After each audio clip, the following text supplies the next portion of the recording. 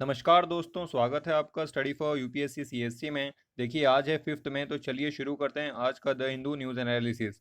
तो देखिए आज कौन से आर्टिकल हमें डिस्कस करने हैं। देखिए यहाँ पर एक आर्टिकल आज आया है एमपी लैड के बारे में, तो इसको डिस्कस करेंगे। यहाँ पे आरोग्य सेतु के बारे में बात की गई है, तो इसको भी देखेंगे। ठीक है। और देखिए और क्या हमें बात करनी है। देखिए आज एफसीआई के बारे में एक आर्टिकल आया है, तो इसका डिस्कस करेंगे कि क्या बातें कही गई हैं एफसीआई के बारे में। और यहाँ देखिए कावेरी वाटर मैनेजमेंट के ऊपर एक आर्टिकल आया है, तो उसको डिस्कस कर लेंगे कि उससे रिलेटेड क्या क्या बातें अभी चल रही हैं। ठीक है। और नेक्स्ट पेज पे देखिए क्या है। यहाँ पर देखिए अभी जो माइग्रेंट लोग के ऊपर जो दिक्कतें आ रही हैं उससे रिलेटेड डेली जो आर्टिकल्स आ रहे हैं, एक और आर्टिकल आज आया है, तो उसको भी थोड़ा सा देख लेंगे। और यहाँ पर देखिए कैसे हम ये जो अभी अनएम्प्लॉयमेंट फैला हुआ है, इसको कैसे हम एम्प्लॉयमेंट में बदल सकते हैं और इससे हमारे हेल्थ केयर को भी कैसे बेनिफिट होगा, इससे रिलेटेड ये आर्टिकल है, तो इसको भी डिस्कस करेंगे। ठीक है।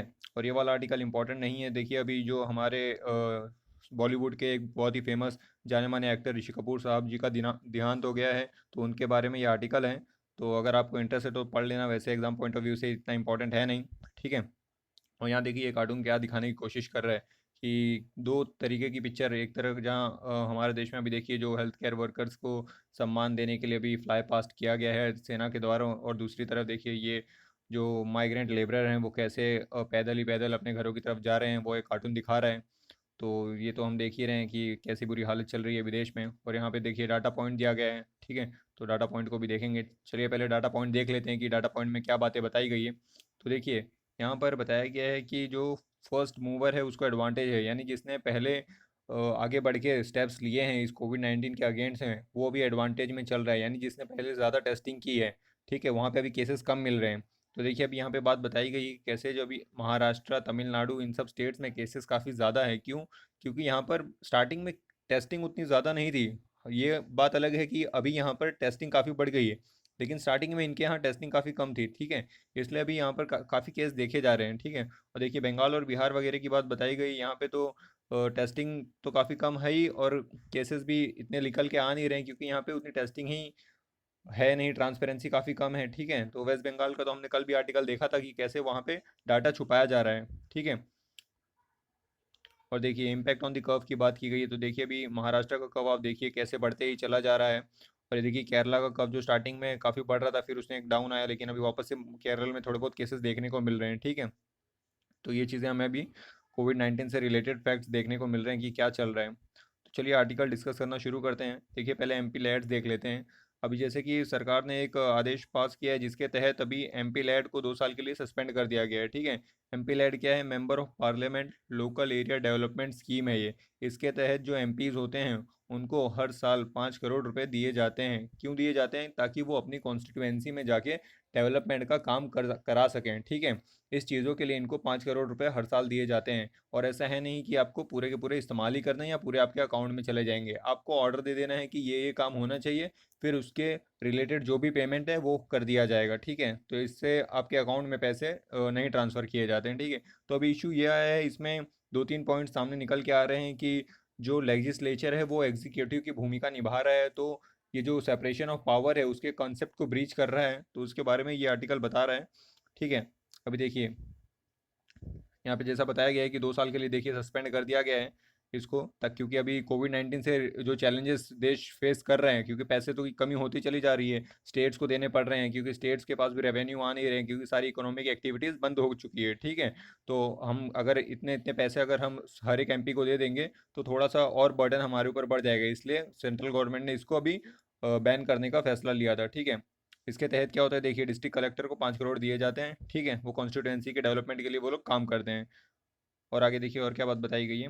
अब देखिए इसमें क्या दिक्कतें आ रही हैं उसके बारे में बात की गई है कि जो ये एग्जीक्यूटिव जो लेजिस्लेचर है वो एग्जीक्यूटिव के फंक्शन को कैसे निभा रहे हैं। क्योंकि अगर देखिए अगर आप एमपी हैं समझिए, और आपने अपने इलाके के डेवलपमेंट के लिए 5 करोड़ रुपए उठाए हैं। ठीक है। और आपने जो आपके डिस्ट्रिक्ट के जो डीएम हैं उनको कह दिया कि ये काम करके दिखाना है या फिर ये काम पेपर पे दिखाना है, तो बहुत हार्डली ऐसा ही कोई वहाँ पे डीएम होगा जो करेज दिखाएगा और एमपी के अगेंस्ट जाने की कोशिश करेगा। ठीक है। तो ये एक देखा जाए तो पावर सीधा सीधा लेजिस्लेचर के हाथ में ही पावर है एग्जीक्यूटिव का। ठीक है। क्योंकि कोई भी एमपी के अगेंस्ट जाने की हिम्मत बहुत कम ही लोग कर पाएंगे। ठीक है। तो वही बात बताई गई है कि सेपरेशन ऑफ पावर कहाँ है? अभी देखिए कैग ने जो ऑब्जर्वेशन किया है, जो controller and auditor general of India होते हैं, जो आर्टिकल 148 के तहत आते हैं, ठीक है, इन्होंने जो ऑब्जर्वेशन किया है इसके तहत काफ़ी हमें फेलियर्स देखने मिले हैं, काफ़ी करप्शंस देखने मिले हैं। देखिए इसमें बताया गया है कि 49 से 90% ऑफ दी जो बुक किया जाता है, जितने भी अमाउंट उठाए जाते हैं, तो उसमें काफ़ी करप्शन देखने को मिलता है, ठीक है। क्योंकि बताया जाता है कि अगर 100 रुपये का काम है तो 50 रुपये का ही काम किया जाता है, ठीक है। तो आप समझ रहे हैं इतना इतना डिफरेंस कर दिया जाता है और इससे काफ़ी करप्शन भी देखने को मिलता है। तो ये सब डाटा अभी कैग ने बताया है, ठीक है। और देखिए और क्या बताया गया कि work recommended work for improvement of existing assets, यानी यहाँ पे ये पैसे मिलते हैं आपको कुछ नए एसेट्स बनाने के लिए, ठीक है। देखिए एसेट क्रिएशन के लिए इसमें काम करना पड़ता है, लेकिन यहाँ पे किया क्या जाता है, जो पहले से ही एसेट बने हुए हैं उसको ही दोबारा से आप कह सकते हो रिवैम्प कर दिया जाता है या उसकी ही मरम्मत करके दिखा दी जाती है, ठीक है। और फिर उसको बिल ऑफ दी क्वांटिटी में शामिल कर दिया जाता है कि हमने ये चीज़ें की हैं और यहाँ पे इतना इतना खर्चा हुआ है, ठीक है। तो ये बात बताइए, यहाँ पर देखिए कितना वेरिएशन दिखाया गया है। द वेरिएशन रेंज फ्रॉम 16% से 2312%। आप समझ रहे हैं 2312%, इतना ज़्यादा वेरिएशन देखने को मिलता है। जो भी ये दिखाते हैं वहाँ पे आंकड़े कि हमने इतना पैसा खर्चा किया है लेकिन एक्चुअल वर्क बहुत कम ही करते हैं। तो आप देख सकते हैं कैग की रिपोर्ट से ही हमें पता चल रहा है कि कितना ज़्यादा इसमें करप्शन देखने को मिल रहा है। और राइटर का ये भी कहना है कि ये जो 2 साल के लिए सस्पेंड किया है इसको परमानेंटली सस्पेंड कर देना चाहिए, क्योंकि ये काफ़ी फ्लॉज है। ये सब जो फ्लॉज हम देख रहे हैं इसी सब फ्लॉज के बारे में राइटर बात करें, ठीक है। अब देखिए थर्ड फ्लॉज के बारे में क्या बात करते हैं। तो देखिए थर्ड फ्लॉ के बारे में बात करते हैं, गैप ऑफ यूटिलाइजेशन, यानी कि जितने पैसे मिलते हैं, अगर 5 करोड़ आपको मिल रहे हैं तो आप 5 करोड़ का अपने कॉन्स्टिट्यूंसी में काम करके दिखाइए, डेवलपमेंट करके दिखाइए, लेकिन ऐसा हमें देखने को मिलता नहीं है, ठीक है। एक्चुअल में बहुत सारे ऐसे एमपीज़ हैं जो पूरा फंड यूज़ नहीं कर पाते हैं। अब देखिए यहाँ पे एग्जांपल दिया गया है कि जो 298 ऑफ 542 मेंबर है ऑफ 16th लोकसभा, इन लोग ने not even spend a single rupee of the 5 crore, ठीक है। आप देख सकते हैं कि almost half of the MPs लोग ने 1 रुपया भी खर्चा नहीं किया डेवलपमेंट के लिए, ठीक है। तो क्या ही मतलब है इस स्कीम का, तो इससे अच्छा आप स्कीम ही बंद कर दीजिए, ठीक है। तो वो बात इसमें बताई गई है थर्ड पॉइंट में। अब देखिए आगे इन्होंने क्या कहा है, इन्होंने कहा है कि फोर्थ पॉइंट में वो कह रहे हैं कि money under MP LAD ad about data fairly widespread talk of money under MP LAD been use to appease और oblige to set of the people, एक ओपिनियन मेकर और ओपिनियन इन्फ्लुएंसर, यानी ये लोगों को लुभाने के लिए इस्तेमाल भी किया जाता है ताकि वोट बैंक कर सके। जो इनके आप समझ सकते हो कि कोई एक लोकेलिटी है वहाँ पर कोई एक इन्फ्लुएंसर है, ठीक है। अगर आप उस इन्फ्लुएंसर को पैसा देंगे तो वो हो सकता है उस पर्टिकुलर कॉन्स्टिट्यूएंसी के लोगों के ओपिनियन आपकी तरफ कर ले और आपका वोट बैंक हैवी हो जाए, ठीक है। तो वहाँ पे पैसे खर्च किए जाते हैं, यानी जहाँ पे नॉन रिक्वायरमेंट है, जो अलाउड नहीं है, ठीक है, वहाँ पे इन पैसों का इस्तेमाल कर दिया जाता है और बाद में दिखा दिया जाता है कि इस पैसों को हमने इन इन अलग अलग एसेट्स बनवाए हैं, ठीक है। तो ऐसा इसका गलत इस्तेमाल भी किया जाता है। तो ये फोर्थ पॉइंट में उन्होंने बताया है कि ये एक चौथा पॉइंट आप कंसिडर कर सकते हैं कि इसको परमानेंटली बैन कर देना चाहिए, ठीक है। और फाइनली देखिए क्या बताया गया है कि लीगैलिटी और कॉन्स्टिट्यूशनलिटी इशू के बारे में इसमें बात की गई है, ठीक है। अब इसको एक बार और चैलेंज किया गया था 1999 में सुप्रीम कोर्ट में, ठीक है। लेकिन तब सुप्रीम कोर्ट ने क्या किया था कि इसको कॉन्स्टिट्यूशनल करार दे दिया गया था, ठीक है। सुप्रीम कोर्ट ने तब इसको कैंसिल करने की बात नहीं मानी थी और कहा था कि ये कॉन्स्टिट्यूशनल है और ऐसे राइट्स होने चाहिए एमपी के पास, उनके पास पैसे होने चाहिए ताकि वो कॉन्स्टिट्यूएंसी को डेवलपमेंट का काम कर सके अपने अपनी कॉन्स्टिट्यूएंसीज में, ठीक है।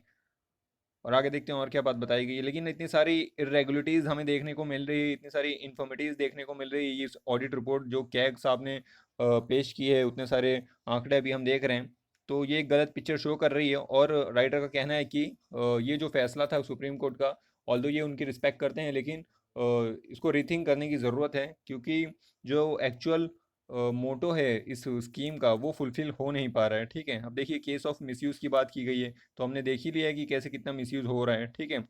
अब देखिए वन प्रोमिनेंट एग्जांपल की बात की जा रही है कि कंस्ट्रक्शन ऑफ द फाउंटेन कर दिया गया था ओपन स्पेस में। अब देखिए इसमें बात बताई गई है कि एक आप कह सकते हो स्लम एरिया था, वहाँ पे पानी की फैसिलिटी थी नहीं, तो वहाँ पे क्या किया, एक फुहारा बना दिया और उसको दिखा दिया कि ये देखिए यहाँ पे हमने ये बनाया है और इसका यहाँ पे इस्तेमाल किया और ये एसेट डेवलपमेंट किया है। तो ऐसे ऐसे मतलब आप कह सकते हो जो सही चीज़ें सही तरीके से काम नहीं कर रहे हैं, ठीक है, तो ऐसे मिसयूज़ भी किया जा रहा है, ठीक है। तो वही कह रहे हैं अभी ये इसका कंप्लीट एबॉलिशन के ऊपर विचार ज़रूर करना चाहिए। तो ये था एमपी लैड के बारे में। देखिए मैं आपको एक पिक्टोरियल व्यू दिखा देता हूँ कि इसके बारे में थोड़ा बहुत, एक पिक्चर मैंने ली है नेट से, ठीक है, एक मिनट एक रुकिए। देखिए इस आर्टिकल से आपको क्या जानने लायक है, क्या सवाल बन सकते हैं, आपको ये सब नहीं जानना है, आपको ये तो क्लियरिटी रखना है कि एमपी लैड्स के नेगेटिव क्या है, ठीक है। हमने तो अभी जो बात की वो पूरा नेगेटिव बात की, जैसा कि आप जानते हैं कि हिंदू में थोड़ा बहुत क्रिटिक्स के पॉइंट ऑफ व्यू से ही आर्टिकल्स आते हैं, लेकिन आपको पॉजिटिव एस्पेक्ट भी याद में रखने हैं। अगर आपको दोनों पहलू ध्यान में रखने चाहिए कि पॉजिटिव क्या है कि हाँ पैसे मिल रहे हैं, डेवलपमेंट में काम किया जा सकता है, पैसे मिलेंगे ही नहीं तो क्या डेवलपमेंट किया जाएगा।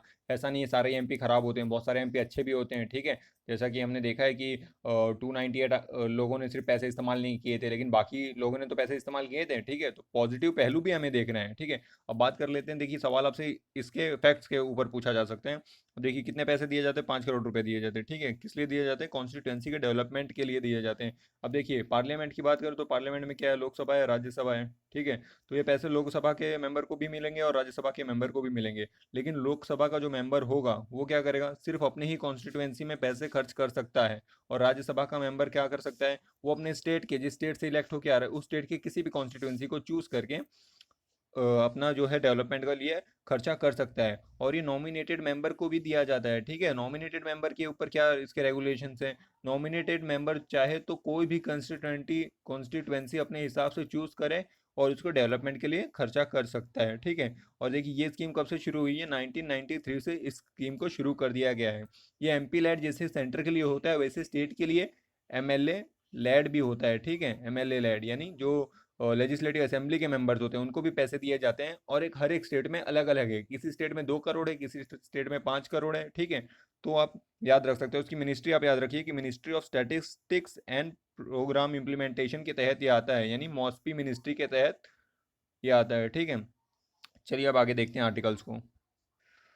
अब यहाँ पर देखिए ये वाला आर्टिकल बात कर रहा है आरोग्य सेतु ऐप के बारे में। जैसा कि हम सब जानते हैं कि अभी जो हमारा देश कोविड-19 से जूझ रहा है, इससे लड़ने के लिए, या फिर आप कह सकते हो कि जो ग्रसित लोग हैं, जो इन्फेक्टेड हैं, उनको ट्रेस करने के लिए सरकार ने आरोग्य सेतु नामक ऐप अभी चालू किया था और इसका डाउनलोड कंपल्शन किया है बहुत सारे लोगों के ऊपर। तो ठीक है, इससे एक इशू निकल के अभी सामने ये आ रहा है कि प्राइवेसी की बात सामने आ जा रही है, कि कह रहे हैं कि क्या गारंटी है कि हमारा डाटा सेफ रहेगा। जैसा कि हमने केरला में देखा, केरला ने जो अपना सर्विलांस सिस्टम है, आप कह सकते हो लोगों को ट्रेस करने का, स्प्रिंकलर को दे दी जिम्मेदारी, जो एक यूएसए बेस्ड आप कह सकते हो फर्म है, ठीक है। तो वहां पे इशू क्रिएट हुआ था। सिमिलर इशू अभी सरकार की जो आरोग्य सेतु ऐप है इसको लेके क्रिएट हो रहा है। तो इसमें प्रोटेक्शन ऑफ प्राइवेसी की बात की गई थी। जैसा कि 2017 में जो ये केस पुट्टा स्वामी बिल पास हुआ था, जिसके तहत प्राइवेसी को फंडामेंटल राइट का दर्जा दिया गया था, ठीक है। तो अभी उसके ब्रीच होने की बात की जा रही है और पूछा जा रहा है कि क्या गारंटी है कि हमारा डाटा सेफ रहेगा, ठीक है। क्योंकि इस जो अपना ये आरोग्य सेतु ऐप है इसको लेके कोई भी लेजिस्लेटिव गाइडेंस है नहीं कि इसको कैसे इस्तेमाल करना है, कौन डाटा रखेगा, कौन रिस्पॉन्सिबल है, ठीक है। तो इसको लेके अभी काफ़ी विवाद हो रहा है कि क्या आपने ये जो सब चीज़ें कंपलसरी की हैं। जैसे कि देखिए बात की जा रही है कि all people residing in the containment zone, यानी जहाँ पे केसेस बहुत ज़्यादा हैं, जहाँ पे जिसको कंटेनमेंट जोन डिक्लेयर किया गया है, ठीक है। All government and public sector staff और ऑल एम्प्लॉयज़, ठीक है। जो गवर्नमेंट और पब्लिक सेक्टर के स्टाफ और एम्प्लॉयज़ हैं उनको कंपलसरी है डाउनलोड करना। Both public and private who allowed to work during the lockdown, यानी जो काम कर रहे हैं उस लॉकडाउन में, जिनकी फर्में चालू हैं, ठीक है, उनको भी कंपलसरी है। आप ऐसा नहीं है कि आप नहीं डाउनलोड करेंगे क्योंकि आप प्राइवेट हो, ठीक है, आपको भी डाउनलोड करना है, ठीक है। Will have the download app which also caution against not keeping the phone location and Bluetooth on. और ऐसा भी नहीं है कि आपने डाउनलोड कर रखा है तो आप फ़ोन लोकेशन और ब्लूटूथ को बंद करके चल रहे हो, ठीक है, आपको वो भी ऑन रखना है। तो इससे क्या, आपकी लोकेशन ट्रेस हो सकती है, ठीक है। तो इसके ऊपर इशू क्रिएट किया जा रहा है कि आपके मूवमेंट को ट्रेस किया जा रहा है, आपके मूवमेंट को रेस्ट्रिक्ट किया जा सकता है। तो देखा जाए तो इसका पॉजिटिव पहलू भी है और देखा जाए तो नेगेटिव पहलू है। जो नेगेटिव पहलू के बारे में ये बात कर रहे हैं कि ये गलत है, एक सर्विलांस स्टेट आप क्रिएट कर रहे हो, लोगों के ऊपर नज़र रख रहे हो, ठीक है। और पॉजिटिव पहलू क्या है कि अगर कोई भाई सही में इन्फेक्टेड है तो हम उसको बाकी लोगों को सेव कर सकते हैं, एक मैसेज दे सकते हैं कि हाँ ये पर्टिकुलर व्यक्ति इन्फेक्ट है, ये पर्टिकुलर इलाके में गया है, फिर हम कॉन्टैक्ट ट्रेसिंग कर सकते हैं, ठीक है। तो इसके पॉजिटिव पहलू भी हैं, ठीक है। और देखिए बात बताई गई है कि एब्सेंस ऑफ सनसेट क्लॉज, कोई सनसेट क्लॉज नहीं है। Rules limiting the purpose for the use the data can be use और spelling out the entities authorities, यानी कि इसको कौन सा आप कह सकते हो अथॉरिटी यूज़ करेगी, किस पर्पज़ के लिए यूज़ करेगी, ठीक है, उसका कुछ स्पेसिफिकेशंस है नहीं, कोई लॉ है नहीं, ठीक है। तो यही एक बहुत बड़ा कंसर्न सामने लेके आ रहा है और ये एक सर्विलांस टूल की तरह काम कर रहा है, ठीक है। अब देखिए ये बहुत ज़्यादा पॉपुलर है और इसने रिकॉर्ड भी बनाया था जब ये सरकार ने लॉन्च किया था। तो ये सिंगल डे में बहुत ज़्यादा डाउनलोड हुआ था और इसका एक रिकॉर्ड है कि काफ़ी ज़्यादा डाउनलोड्स हैं इसके। अभी तक बताया जा रहा है 75 मिलियन डाउनलोड्स हो चुके हैं, ठीक है। अब देखिए बात करते हैं अदर कंट्रीज़ की, अदर कंट्रीज़ में क्या चल रहा है। तो देखिए बहुत सारे लोगों ने, बहुत सारी कंट्रीज़ ने कॉन्टैक्ट ट्रेसिंग का ये जो कंसेप्ट है इसको इस्तेमाल किया है ताकि वो ट्रेस कर सकें कि जो इन्फेक्टेड है वो किसके किसके कॉन्टैक्ट में आ रहा है, या फिर कोई पर्टिकुलर जोन है जहाँ पे काफ़ी केसेस है तो वहाँ पे बाकी लोगों को सचेत कर किया जा सके कि यहाँ पे मत जाइए या इस व्यक्ति के करीब में मत जाइए, ठीक है। तो मोबाइल और टेक्नोलॉजी का इस्तेमाल करके हम काफ़ी अपने जो ह्यूमन काइंड है उसकी मदद कर सकते हैं। अब देखिए यूरोपियन यूनियन की बात की गई है, ठीक है। यूरोपियन यूनियन में कितने देश हैं देखिए, पहले 28 थे और अब कितने हैं, 27 हैं। क्यों? क्योंकि ब्रेग्जिट हो चुका है, यानी ब्रिटेन आउट हो चुका है यूरोपियन यूनियन से, ठीक है। अभी यूरोपियन यूनियन ने क्या किया है, वहाँ पे भी ऐसा ही कॉन्टैक्ट ट्रेसिंग ऐप लागू किया गया था, चालू किया गया था, लेकिन वो वॉलेंटरी बेसिस पे था। ऐसा नहीं है कि कोई कंपल्शन वहाँ पे लागू किया गया था, जैसा कि अभी भारत की बात की जा रही है।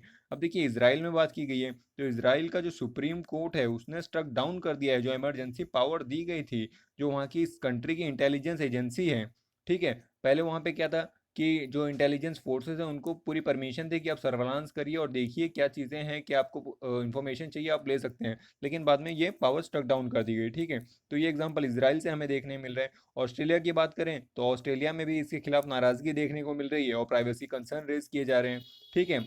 ऑल्दो ये मानना सही है कि इंटेंशन इस ऐप के पीछे भारत सरकार की गलत नहीं है, लेकिन इसका इंट्रोडक्शन आप कर रहे हो तो ये एक नेगेटिव पहलू भी सामने ला रहा है, तो उसके ऊपर ही बात की जा रही है, ठीक है। तो वही बात की जा रही है कि अब आपको इसको कैसे लेके आना है, resort to the method that cause the least harm, ठीक है। जो कम से कम हार्म करे ऐसा कोई रास्ता अपनाइए और आप इससे टैकल करिए और इसका इस्तेमाल करिए, ठीक है। तो ये हो गया आरोग्य सेतु के ऊपर, ठीक है। अब इससे रिलेटेड आप क्या ध्यान में रख सकते हो कि आप कैसे टेक्नोलॉजी का इस्तेमाल करके कैसे पेंडेमिक से डील कर सकते हो, ठीक है। आप इस एंगल से, इस बारे में, इस आर्टिकल से सोच सकते हो, ठीक है। और देखिए इसका ये तो हमने नेगेटिव पहलू के बारे में बात की कि प्राइवेसी का कंसर्न रेज होएगा और अलग अलग देशों में भी इसके अगेंस्ट में बात हो रही है, लेकिन हमने पॉजिटिव पहलू भी देखा कि क्यों ये ज़रूरी है, ठीक है। तो फिर दोनों पहलू से आपको सोचना बहुत ज़रूरी है। अब देखिए यहाँ पे बात करते हैं कावेरी वाटर मैनेजमेंट अथॉरिटी के बारे में बात करते हैं। जैसा कि ये काफ़ी टाइम से चला आ रहा है कावेरी वाटर का जो डिस्प्यूट है, जिसमें अपना कर्नाटका और तमिलनाडु शामिल है और केरला और पुडुचेरी भी कुछ स्मॉल क्वांटिटीज़ के लिए शामिल है, लेकिन मेजर स्टेट है अपना कर्नाटका और तमिलनाडु, ठीक है। तो अभी क्या किया गया है, अभी हमने देखा जो कावेरी वाटर मैनेजमेंट अथॉरिटी है इसको सेंटर ने क्या किया है, जल शक्ति मिनिस्ट्री के अंडर ले आया है, ठीक है। जो पहले ये एक अथॉरिटी जो स्टेट के पास थी, अब इसको क्या किया, सेंटर के पास कर दिया है। तो इसको लेके एक और इश्यू रेज हो गया है कि अब ये अथॉरिटी जो है ये तो एक नाम मात्र की पपेट हो जाएगी और पूरी पावर सेंटर ले जाएगी, ठीक है। तो अभी जो ये कंसर्न रेज किया गया है इसके अगेंस्ट में भी बोल रहे हैं कि ऐसा नहीं है कि ये पहली बार किया गया है कि इस अथॉरिटी को सेंटर में के तहत ले लिया गया है। इससे पहले भी ये सब यूनियन मिनिस्टर के अंडर आते थे, जो अथॉरिटीज़ थे centre Kaveri water management authorities type authorities जो भी हैं वो सेंटर मिनिस्ट्री के तहत पहले से आती रही हैं और ऐसा नहीं है कि ये पहली बार किया जा रहा है, ठीक है। अब देखिए यहाँ पे बात की जा रही है 1998 से लेके 2013 तक प्राइम मिनिस्टर चेयर करते थे कावेरी रिवर अथॉरिटी को, ठीक है। और चीफ मिनिस्टर ऑफ दी जो बेसिन स्टेट होते थे, ठीक है, यानी जिस जिस राज्यों के कंसर्न है, जिस जिस राज्यों से बह के जाती है उसके चीफ मिनिस्टर उसके मेंबर होते थे, ठीक है। और union minister of water resource and administrative control, इसको एडमिनिस्ट्रेटिव कंट्रोल दिया जाता था जो वाटर रिसोर्स मिनिस्टर होते थे यूनियन के, ठीक है। यानी ये चार पांच जो मेंबर्स होते थे, जो इंपॉर्टेंट लोग उससे रिलेटेड हैं, ठीक है। तो ऐसी कमेटी पहले से ही है, ऐसा नहीं कि पहली बार सेंटर के हाथ में पूरी पावर दी जा रही है। अब देखिए बात की जा रही है कि और ये सिर्फ कावेरी वाटर जो कमीशन है, सिर्फ ये ऐसा नहीं कि यही है जो जल शक्ति मिनिस्ट्री के अंदर आ रही है, ऐसे 8 और हैं, ठीक है। There are 8 inter state river water board which are under Jal Shakti ministry, ठीक है। ऐसे 8 और आप कह सकते हो अथॉरिटी है, ऐसे कॉन्स्टिट्यूट किए गए वाटर कंट्रोल आप कह सकते हो अथॉरिटीज़ यूनियन के अंडर काम कर रहे हैं स्टेट के अंदर। ऐसा नहीं है कि सबको स्टेट के अंदर परमिशन दी गई है कि आप अपने स्टेट के हिसाब से चलाइए, ठीक है। तो ये थोड़ा सा आप गलत क्वेश्चन रेज कर रहे हो कि आपने सेंटर को क्यों दे दिया है, ठीक है। अब देखिए बात की जा रही है कि along with the Kaveri water management act 4 other bodies including Krishna and Godavari water management board, ठीक है, एग्जिस्टेंस सिंस 2014 से बात की गई कि 2014 से जब से आंध्र प्रदेश का रीऑर्गेनाइजेशन के बाद से बात की गई थी, ये भी सेंटर के पास ही है, ऐसा नहीं कि इनको फ्री वर्क करने के लिए दिया गया है। अब देखिए आगे क्या बात की जा रही है। अब देखिए यहाँ पे बोला गया है, if there is any centre can be blame for, it is the way, कि कैसे इसका फंक्शनिंग किया जा रहा है। यानी अगर आपको सेंटर को ब्लेम करना ही है तो आप ये ब्लेम करिए कि इसकी फंक्शनिंग अभी सही नहीं चल रही है, क्योंकि अभी 2 साल हो गए हैं और कोई अथॉरिटी नहीं है, कोई हेड नहीं है, कोई चेयरमैन नहीं बनाया गया है और इसकी फंक्शनिंग बराबर नहीं हो पा रही। आप इस तरीके से ब्लेम कर सकते हो, ठीक है। आप ये नहीं ब्लेम कर सकते हो कि सेंटर के अंडर क्यों दे दिया गया है। तो ये एक इनका साइड भी लिया गया है कि आपको ब्लेम करना है तो इस पॉइंट पे करिए। अब देखिए और क्या बात की गई है, ठीक है। अब बताया कि जैसा कि अभी साउथ वेस्ट मानसून आने वाला है, जैसा कि आप जानते हैं भारत में जून से 4 महीने के लिए फिर अपना सितंबर तक चालू हो जाता है जो साउथ वेस्ट मानसून है, ठीक है। 2 टाइम पे मानसून आते हैं भारत में, एक ये समर आएगा, फिर एक विंटर में जो रिट्रीवल मानसून होता है वो आता है, ठीक है। तो अभी तो ये भी आने वाला है, तो काफ़ी इंपॉर्टेंट टाइम है ये। The centre would do well to act at least now in making Cauvery water management act fully operational, ठीक है। अभी आपको ऑपरेशनल बना देना चाहिए, क्योंकि अभी बरसात होगी तो अच्छे खासे पानी भरने के चांसेस है, और हमारा जो आगे हो सकता है इशू ना फेस करना पड़े हमें वाटर क्राइसिस का, क्योंकि वाटर क्राइसिस काफ़ी देखने को मिल जाते हैं बहुत से स्टेट्स में, ठीक है। तो देखिए बात की गई है, ये कावेरी जो ये लाइफ लाइन है तमिलनाडु के राइस बाउल की, ठीक है। जैसा कि आप सब जानते हैं राइस के लिए काफ़ी पानी की ज़रूरत होती है। तो ये एक इशू चल रहा है अभी कावेरी वाटर मैनेजमेंट एक्ट के तहत, ठीक है। तो इससे आप जो वाटर डिस्प्यूट है, रिवर डिस्प्यूट है, इसका अंदाज़ा रख सकते हैं, और कावेरी वाटर मैनेजमेंट एक्ट के बारे में याद रख सकते हैं, इस अथॉरिटी के बारे में याद रख सकते हैं कि क्या क्या है, कौन से स्टेट के बीच में है, और अभी ये सेंटर के अंडर आ चुकी है, ठीक है। और देखिए कभी भी स्टेट और सेंटर के बीच में कोई डिस्प्यूट होता है तो उसका डिस्प्यूट कौन देखता है, सुप्रीम कोर्ट देखती है, ठीक है। इसको भी आप याद रख सकते हो। और इंटर स्टेट काउंसिल कौन से आर्टिकल के तहत आता है, तो आप ये याद रख सकते हो कि कोई स्टेट टू स्टेट है डिस्प्यूट है तो इंटर स्टेट काउंसिल आएगा आर्टिकल 263 के तहत। तो ये कुछ पॉइंट आप जो इससे ध्यान में रख सकते हो, ठीक है। आपको मैं दिखाता हूँ कि किसके पास कितना पानी है, 1 मिनट रुकिए। अब यहाँ पर देखिए कि ओवर द ईयर्स कि कैसे, ऐसा नहीं कि पहली बार ही यहाँ पे डिस्प्यूट हुआ है और किस राज्य को कितना प्रोपोर्शन ऑफ वाटर मिलना चाहिए उसमें चेंजेस आए हैं। ये ओवर द ईयर्स चलता आ रहा है बहुत पहले से ही, लेकिन हम फिलहाल की बात करेंगे कि किसके पास कितना है। अब देखिए बात करते हैं तमिलनाडु की, तो इसके पास है 419 टीएमसी, ठीक है। और देखिए पुडुचेरी भी इसका स्टेक होल्डर है, इसके पास बहुत कम 7 टीएमसी है। और कर्नाटका के पास 270 टीएमसी है, और केरला के पास 30 टीएमसी है। तो आप ये याद रख सकते हैं। देखिए यहाँ से ये शुरू होता है कर्नाटका से, फिर ये तमिलनाडु, कर्नाटका और तमिलनाडु इसके आप कह सकते हैं मेजर कंटेंडर हैं। चलिए अब नेक्स्ट आर्टिकल देखते हैं।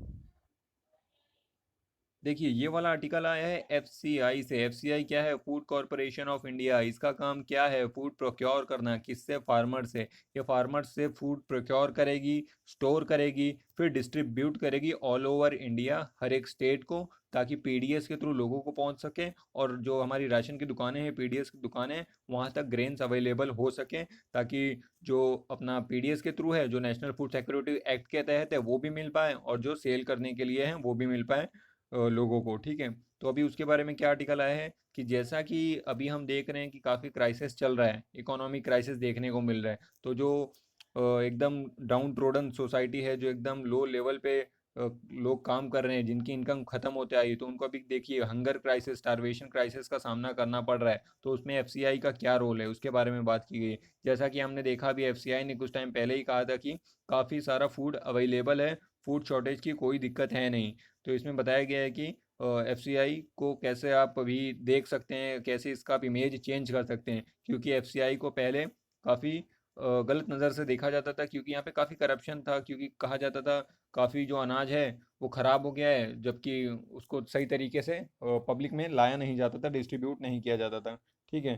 देखिए रेट्स के ऊपर इल्ज़ाम लगा दिया जाता था, कहा जाता था कि रेट्स के इशू हैं, स्टोरेज की सही कंडीशंस नहीं है, ठीक है। तो वो तो प्रॉब्लम अभी भी है कि हमारे पास स्टोरेज तो चलिए सॉलिड स्टोरेज थोड़ा बहुत है, लेकिन जो एक कोल्ड स्टोरेज होता है जो फार्म से लेके हमें एफसीआई तक लाने की, या आप कह सकते हो जहाँ पे स्टोरेज है वहाँ पे लाने की ज़रूरत पड़ती है, जिसमें पेरिशेबल आइटम्स का काफ़ी के लिए काफ़ी इंपॉर्टेंट होता है वो, क्योंकि चलिए जो चावल है, गेहूँ है, वो तो काफ़ी टाइम तक सर्वाइव कर जाता है, लॉन्ग लास्टिंग है थोड़ा सा। लेकिन अगर हम बात करें जो पेरिशेबल आइटम्स हैं, जैसे टमाटर वगैरह हैं, ये ख़राब हो जाते हैं, फल फ्रूट्स हैं, ठीक है।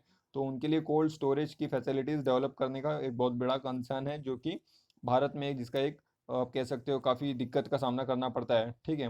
अब देखिए इसमें बात की जा रही है कि व्हाट इज़ बेटर प्लेस, ठीक है। तो देखिए अभी पीडीएस है जो लाइफ लाइन है वल्नरेबल लोगों के लिए, ठीक है। पीडीएस के तहत हमें कम दामों पे पैसे मिल जाते हैं जिनके पास बिलो बीपीएल वाला राशन कार्ड होता है, ठीक है। और देखिए और क्या बात बताई गई है, और इसमें बताया जा रहा है कि अभी ये एक टाइम है एफसीआई के पास जो अपना इमेज चेंज करे, प्रोएक्टिवली काम करे और लिक्विडेशन पॉलिसी के ऊपर वर्क करे, और ये अनाज है उसको कैसे लिक्विडेट करना है मार्केट में, कैसे फैलाना है हर एक दुकान तक ताकि हर एक पीडीएस शॉप पे पहुंचे और वहां से लोगों को पहुंचे, इसके ऊपर वर्क कर सकता है। आगे देखिए और क्या बात की गई है। अब देखिए इसने क्या किया है, जो ई ऑक्शनिंग होती थी पहले, पहले कैसे होता था कि ई ऑक्शनिंग की जाती थी और उसके तहत बेचा जाता था, लेकिन अभी ई ऑक्शनिंग बंद कर दी गई है और हर एक स्टेट को मिल जाएगा, एनजीओस को भी मिल सकता है, ठीक है, जो नॉन प्रॉफिट के लिए वर्क करना चाहते हैं और एफसीआई से फूड लेके लोगों में डिस्ट्रीब्यूट करना चाहते हैं, तो वो सब भी उन लोगों को भी यहाँ पे मिल सकता है। ऐसी बात नहीं है कि सिर्फ पीडीएस स्टोर्स को ही मिलेंगे, ठीक है। तो ये एक चेंज अभी थोड़ा सा लाया है ताकि लोगों तक कम से कम अनाज पहुँच जाए। और देखिए और क्या बात की गई है।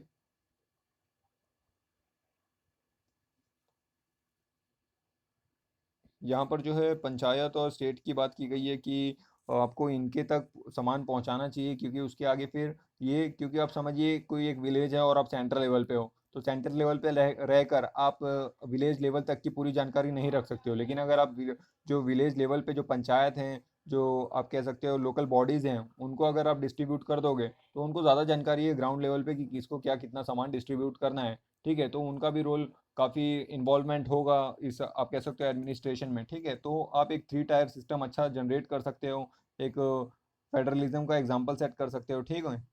तो वो एक बात बताई गई है कि आपको इन लोगों तक भी कांटेक्ट रखना चाहिए और कैसे लोगों तक सही तरीके से अनाज पहुंच जाए उसके ऊपर वर्क करना चाहिए। और बात की गई है कि अभी सिर्फ पीडीएस और प्रधानमंत्री गरीब कल्याण योजना तहत ही सीमित नहीं रहना है, आपको और भी आगे बढ़कर कैसे लोगों तक और भी फैसिलिटीज़ पहुंच सके उसके ऊपर वर्क करिए। Transferring the burden to the state, आपको स्टेट के ऊपर बर्डन ट्रांसफर नहीं करना है, इसका भी आपको ध्यान रखना है, ठीक है। क्योंकि बहुत सारी जगह कहा जा रहा है कि जो फाइनेंस होगा उसका खर्चा स्टेट को देना पड़ेगा, तो ये दिक्कत हो जाएगी क्योंकि स्टेट के खुद के पास अभी खर्चे करने के लिए कोई भी रेवेन्यू का सोर्स है नहीं, क्योंकि सब कुछ बंद है, इकोनॉमिक एक्टिविटीज़ हो नहीं रही है, पेट्रोलियम बिक नहीं रहा है, ठीक है।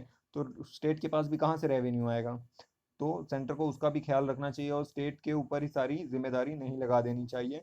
और यहाँ पर बात बताई गई है कि आप जो ग्राउंड लेवल पे जो सेल्फ हेल्प ग्रुप्स होते हैं जो नेशनल रूरल लाइवलीहुड मिशन के तहत बनाए गए हैं, आप उनका सपोर्ट ले सकते हो ताकि last mile distribution of the food ये कर सकें, ठीक है। क्योंकि ये ग्राउंड लेवल पे वर्क करते हैं, ये जानते हैं कि कौन से लोग ज़्यादा नीडी हैं, ठीक है। तो आप इनको इनका भी इस्तेमाल कर सकते हो, इनको भी सिस्टम में ले सकते हो और अच्छे तरीके से वर्क को अंजाम दे सकते हो, ठीक है।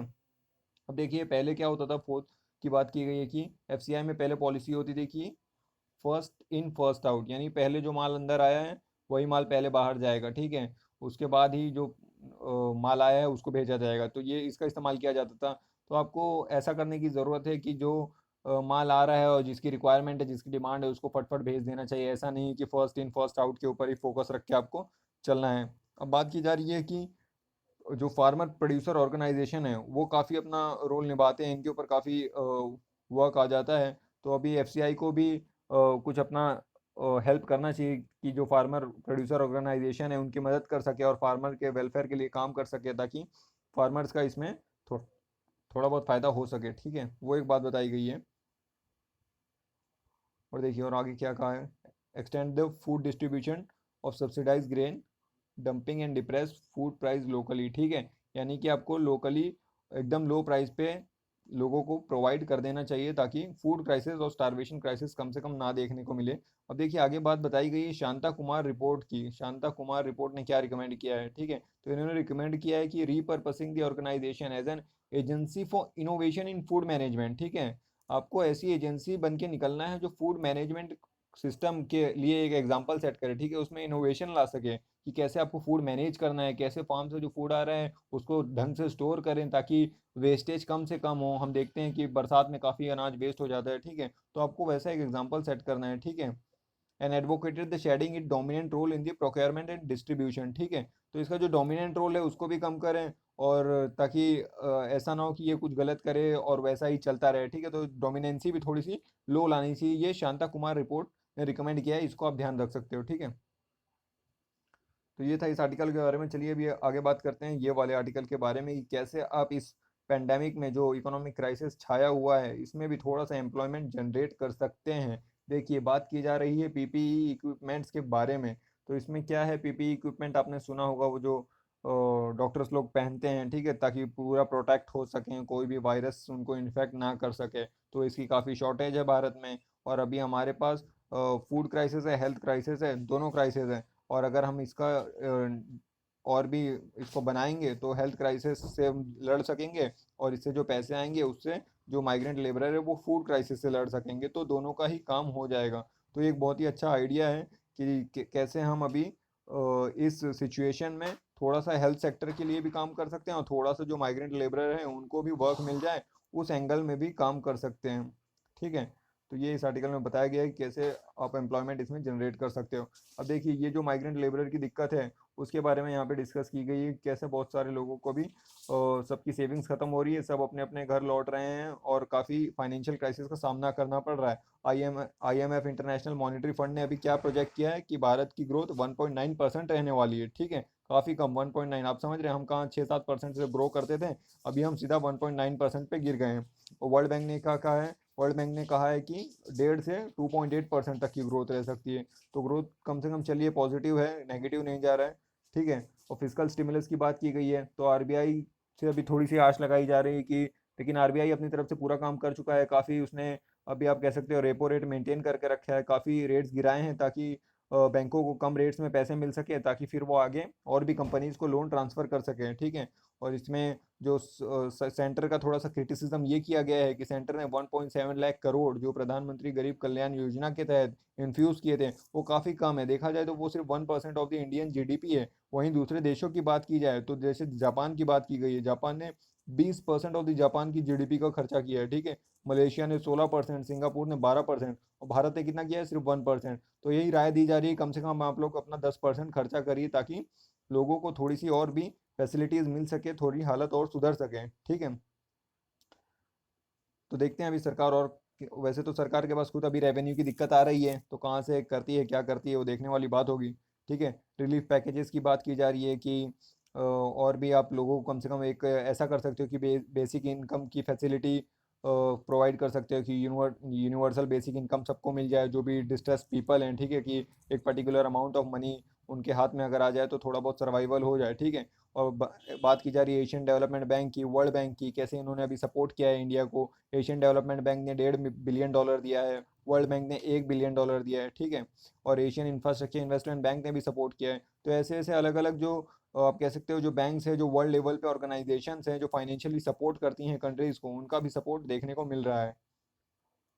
और आगे बात करते हैं, देखिए अब इसमें बोला गया है कि आप फाइनेंशियल रिस्पॉन्सिबिलिटी बजट मैनेजमेंट है जो एफआरबीएम एक्ट है, ठीक है, उसको आप थोड़ा सा डाइल्यूट कर सकते हो, ज़्यादा स्ट्रिक्ट रहने की ज़रूरत है नहीं, क्योंकि अभी फाइनेंशियल क्राइसिस है। और थोड़ा बहुत बात कर सकते हो कैसे हमारे यहाँ थोड़ा सा अभी फॉरेन इन्वेस्टमेंट आए, ताकि थोड़ा सा इकॉनमी में पैसा आए, उसके ऊपर थोड़ा वर्क करिए, ठीक है। और बात की जा रही है कि हमारे पास अभी फॉरेक्स रिजर्व तो चलिए ठीक ठाक है, तो ज़्यादा दिक्कत का सामना नहीं करना पड़ रहा है, जैसे कि 476 बिलियन डॉलर हमारे पास फॉरेक्स रिजर्व है। फॉरेक्स रिजर्व क्या होता है कि फॉरेन करेंसी हमने रिजर्व करके रखी है, जितना ज़्यादा फॉरेन करेंसी हमारे पास होगी उतना ही हमारा एक जो आप कह सकते हो रुपी बैलेंस रहेगा, उसकी रेट्स गिरेंगी नहीं। जैसे जैसे फॉरेक्स गिरता चला जाएगा वैसे वैसे हमारी इकोनॉमी, हमारी आप कह सकते हो रुपी का रेट गिरता चला जाएगा, उसकी वैल्यू कम होती चली जाएगी, ठीक है। अगर हमारे पास देखिए आज 476 है, अगर 300 हो जाएगा, $300 हो जाएगा बिलियन डॉलर, तो जहाँ आज 76 77 हो सकता है 100 112 देखने को मिल जाए, ठीक है। तो एक अच्छा क्वांटिटी ऑफ फॉरेक्स रिजर्व होना बहुत ज़रूरी है। तो वो देखिए वो बात की गई है। और एक ऑप्शन दिया गया है कि प्रिंट मनी, ठीक है। ऑप्शन दिया जा रहा है कि आरबीआई को आप कह सकते हैं कि वो मनी प्रिंट करें, और मनी प्रिंट करके वो गवर्नमेंट से गवर्नमेंट सिक्योरिटीज़ खरीद ले और गवर्नमेंट के हाथ में पैसा दे दे, फिर गवर्नमेंट वो पैसा लोगों तक डिस्ट्रीब्यूट कर दे, ताकि लोगों के हाथ में जब पैसा आ जाएगा तो वो सामान खरीदेंगे, तो हमारी इकॉनमी थोड़ी बहुत चल सकेगी। तो ये एक ऑप्शन दिया जा रहा है, ठीक है। लेकिन इसके भी एक नेगेटिव पहलू है, ठीक है। अगर सबके ही हाथ में पैसा आ जाएगा तो सभी एक ही लेवल पे वापस आ जाएंगे, फिर लोग जो प्राइजेस हैं, जो कमोडिटीज़ हैं, उसकी प्राइजेस बढ़ जाएंगी, ठीक है। तो इन्फ्लेशन देखने को मिल सकता है, यानी उस मनी का प्रिंट करने का, डिस्ट्रीब्यूट करने का इतना वैल्यूएबल रिजल्ट या फिर फ्रूटफुल रिजल्ट हमें देखने को नहीं मिल सकता है। तो नेगेटिव पहलू भी उसका ये है। तो अब देखते हैं ये कि क्या मेजर गवर्नमेंट लेके आती है, कैसे टैकल करती है इस सिचुएशन को, ठीक है।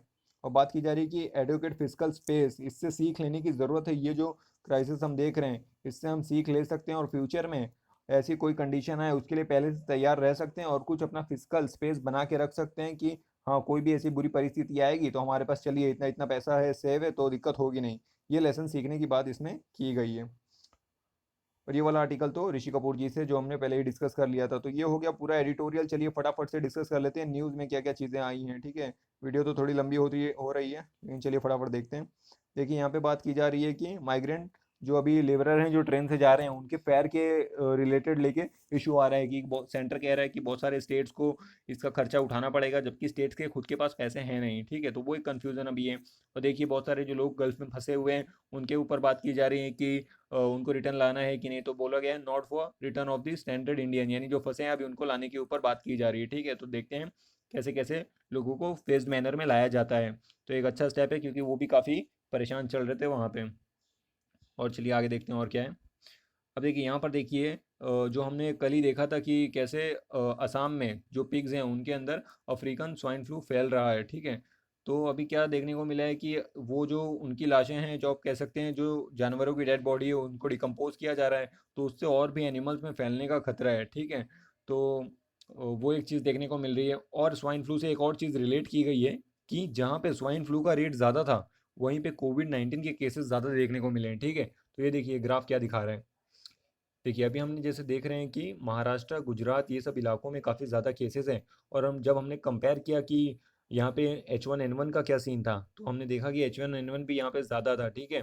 तो ये थोड़ा सा आप कैसे कह सकते हो सिमिलैरिटी देखने में मिल रही है। राज्यों में स्वाइन फ्लू ज़्यादा था, वहीं पर कोविड-19 के केसेस भी ज़्यादा देखने को मिल रहे हैं।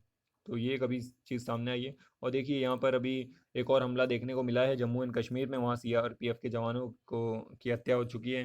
तो एक तरफ जहाँ पूरी दुनिया कोविड-19 से लड़ रही है, वहाँ पे दूसरी तरफ आतंकी हमले हैं, रुकने का नाम ही नहीं ले रहे हैं।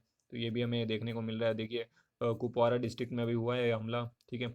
यहाँ देखिए स्पेशल कोरोना फी के ऊपर बात की गई है, जो अभी अल्कोहल फ्री कर दिया गया है दिल्ली वगैरह में, आंध्र प्रदेश वगैरह में, ठीक है। वहाँ पे अभी आपने पिक्चर देखी होगी, काफ़ी वायरल हो रही हैं, कैसे लोग भीड़ में एक दूसरे से सट के काफ़ी खड़े हैं और अल्कोहल लेने के लिए कैसे भीड़ उमड़ पड़ी है, ठीक है। तो दिल्ली ने क्या किया है, स्पेशल फ़ी यानी अप टू 70% हाइक कर दिया है, जो कि देखा जाए बहुत ही सही है। जिनको भाई क्योंकि रेस्ट्रिक्शन लगाना भी ज़रूरी है। आप रेट टू रेट दोगे तो बहुत सारे लोग ले जाएंगे और दिन भर दारू ही पियेंगे, ठीक है। तो ये एक अच्छा स्टेप कह सकते हैं, ठीक है। और देखिए और क्या है। और यहाँ पे सूरत में देखिए कैसे जो माइग्रेंट लेबरर हैं उनकी भीड़ काफ़ी परेशान हो गई है। उनको कहना है कि हमें हमारे राज्य भेज दिया जाए। तो पुलिस भी काफ़ी इनसे अभी परेशान है कि इतना सारा स्ट्राइक देखना पड़ रहा है। तो ये देखिए पुलिस और माइग्रेंट लेबरर का थोड़ा सा तनाव देखने को मिला है। आगे देखिए, आगे बात करते हैं क्या है। यहाँ पर देखिए 297th बर्थ एनिवर्सरी है किसकी, महाराजा जस्सा सिंह रामगढ़िया की, ठीक है। जो रिलेटेड किस्से हैं, जो आपने रामगढ़िया मूवमेंट सुना होगा उस मिसल से रिलेटेड हैं, ठीक है। तो 297th बर्थ एनिवर्सरी आप ये याद रखना इनके, ठीक है। और आगे बात करते हैं क्या है। देखिए यहाँ पे असम में देखिए जैसा कि नॉर्थ ईस्टर्न राज्य जो हैं वहाँ पे काफ़ी अभी अच्छा सीन देखने को मिल रहा है। जैसा कि हमने देखा था कि मणिपुर रिलीफ हो चुका है, और यहाँ वेस्ट में बात करें तो गोवा फ्री हो चुका है, ठीक है। त्रिपुरा हमने देखा कि त्रिपुरा भी अभी कोरोना फ्री हो गया है। अरुणाचल प्रदेश की अच्छी पिक्चर आ रही है, ठीक है। मतलब देखा जाए नॉर्थ ईस्ट में काफ़ी अच्छी पिक्चर है। वहाँ पे अभी काफ़ी रिलैक्सेशन मिल गया है, लोग बाहर आ रहे हैं। देखिए आप कितने गाड़ियाँ सड़कों पे घूम रही है, ठीक है। आगे देखते हैं। देखिए अभी जो हमने देखा नांदेड़ से जो सिख पिलग्रिम्स आ रहे थे, अभी उनके खिलाफ भी थोड़ी सी डिस्क्रिमिनेशन देखने को मिल रही है। आप कह सकते हो कि थोड़ा कम्युनलिज्म एक हमें वापस से देखने को मिल रहा है। जैसा कि हमने तबलीगी जमात का इशू देखा था कि कैसे कम्युनिटी को थोड़ा सा ब्लेम किया जा रहा था, वैसे अभी इनको भी थोड़ा बहुत ब्लेम किया जा रहा है कि ये नांदेड़ से आए थे और इन्होंने थोड़ा बहुत जो केस फैलाया है, ठीक है। तो थोड़ा क्रिटिसाइज इनको किया जा रहा है। तो ये अभी देखने मिला है, तो आप इसको याद रख सकते हो, ठीक है। देखिए अभी झारखंड ने क्या किया है, जॉब क्रिएशन के लिए नई नई स्कीमें लाई हैं, ठीक है। तो ये जो झारखंड वाले हैं उनके लिए थोड़ा सा इंपॉर्टेंट हो जाता है, ठीक है। तो देखिए कौन से लाए हैं, बिरसा हरित ग्राम योजना, नीलम बार पीतम बार जल समृद्धि योजना और वीर शहीद पोटो होल खेल विकास स्कीम, ठीक है। ये 3 स्कीम लेके आए। इसके तहत क्या होगा, जो भी लोग काम छोड़ के आए हैं उनको कुछ दिनों का काम मिल जाएगा।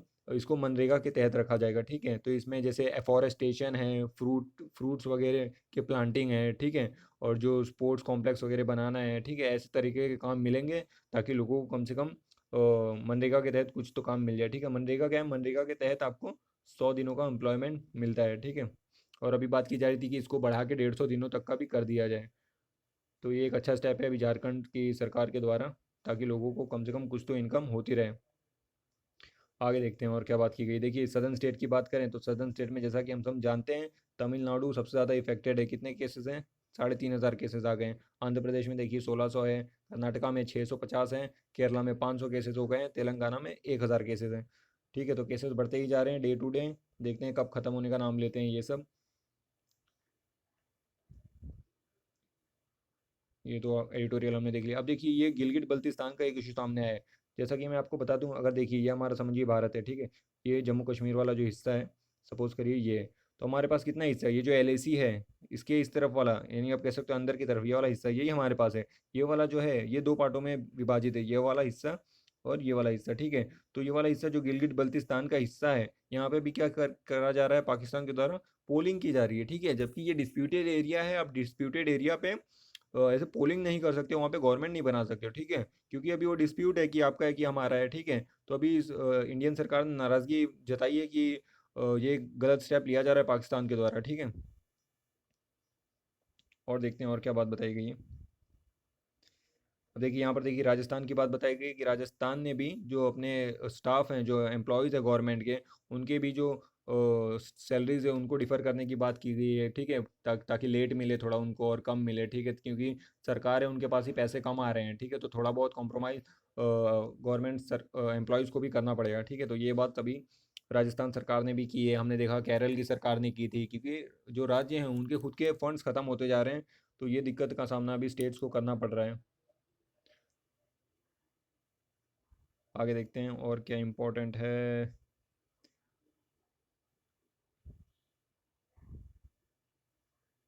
यहाँ देखिए अभी जो पूरी जो उड़ीसा में हर साल जगन्नाथ पुरी जी की यात्रा निकलती है, उसके ऊपर बात की गई है कि जो रथ बनता है वो रथ तो बनाया जाएगा, लेकिन अभी कोई फिक्स नहीं है कि फेस्टिवल को सेलिब्रेट किया जाए कि नहीं किया जाए। क्योंकि अभी कोविड तो चल रहा है, तो पता नहीं कि परमिशन मिल पाएगी या तब तक चीज़ें सही हो पाएंगी, ठीक है। तो वो एक अभी देखने को मिल रहा है। यहाँ देखिए एक बहुत ही अच्छा डेवलपमेंट किया गया है डीआरडीओ द्वारा।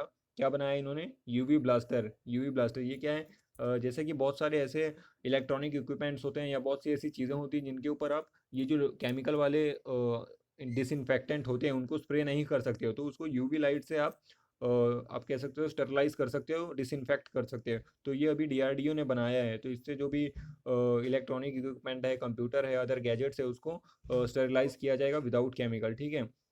तो ये एक अच्छा डेवलपमेंट अभी डीआरडीओ ने दिखाया, तो इसको आप याद रख सकते हो। और देखिए और क्या है। अब देखिए अभी नाम की मीटिंग देखने को मिली। नाम क्या है, नॉन अलाइंग मूवमेंट, ठीक है। तो पहली बार हमारे जो मोदी साहब जो पीएम हैं उन्होंने पहली बार नाम में क्या आप कह सकते हो हिस्सा लिया, ठीक है। इससे पहले हमारे जो वाइस प्रेसिडेंट वेंकैया नायडू जी हैं वही लेते थे। तो अभी वहाँ पे उन्होंने हिस्सा लिया भी और पाकिस्तान को भी थोड़ा सा क्रिटिसाइज़ किया है, ठीक है।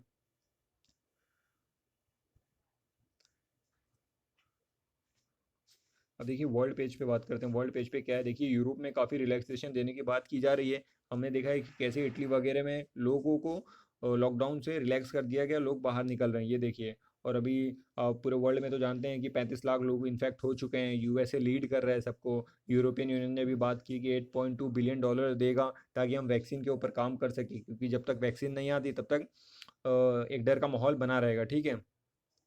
देखिए पाकिस्तान की बात की गई है कि 20,000 केसेस पाकिस्तान में पास हो गए हैं। जो जापान ने 31 मई तक एक्सटेंड कर दिया इमरजेंसी।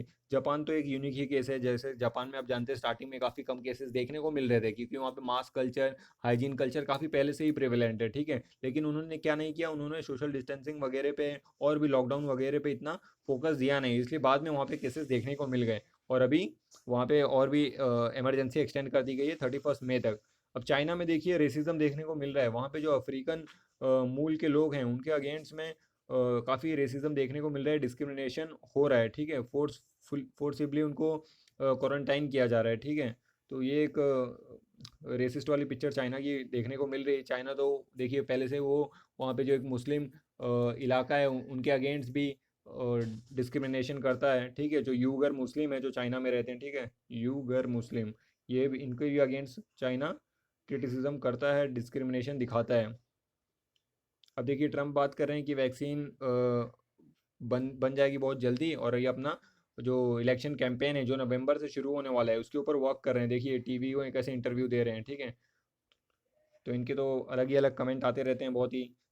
अब देखिए यहाँ पे कजाकिस्तान की बात की जा रही है। वहाँ के जो प्रेसिडेंट हैं उनको भी क्या किया गया, वहाँ की जो आप कह सकते हो हायर हाउस है, जो अपर हाउस है, वहाँ का स्पीकर बनाया गया है। तो कजाकिस्तान के प्रेसिडेंट का नाम क्या है, देखिए इनका नाम है प्रेसिडेंट कसम जोमार्ट टोकायेव, ठीक है। क्या है, कसम जमार्ट टोकायेव। तो ये आप याद रख सकते हो कजाकिस्तान। कजाकिस्तान की कैपिटल क्या है, नूर सुल्तान। इसको अभी चेंज किया गया था हाल ही में। पहले क्या था, अस्ताना, ठीक है, अस्ताना। अस्ताना से आपको कुछ याद आ रहा है, अस्ताना से ये याद रख सकते हो कि 2017 में अस्ताना डिक्लेरेशन के तहत ही हमने और पाकिस्तान ने, यानी इंडिया और पाकिस्तान ने एससीओ को ज्वाइन किया था, ठीक है, शंघाई कोऑपरेशन ऑर्गेनाइजेशन को ज्वाइन किया था। और देखते हैं आगे क्या बात बताई गई है। इकॉनमी पेज पे तो आज ऐसा कुछ खास इंपॉर्टेंट है नहीं। स्पोर्ट्स में देखिए, अभी स्पोर्ट्स में पीवी सिंधु जी का आर्टिकल छपा है कि कैसे अपने पेरेंट्स के इन्वॉल्वमेंट के सपोर्ट को प्रेज कर रही हैं, ठीक है। और ये अभी स्विमिंग जो वर्ल्ड कप होने वाला है उसको भी, जो वर्ल्ड गेम्स होने वाले हैं स्विमिंग को, उसको भी पोस्टपोन कर दिया गया है। जैसे टोक्यो ओलंपिक्स को पोस्टपोन कर दिया गया है 2021 तक, ठीक है। ऐसे काफ़ी गेम्स पोस्टपोन किए जा रहे हैं। और देखिए ये कार्लस मैग्नस है जो वर्ल्ड के चेस चैंपियन हैं।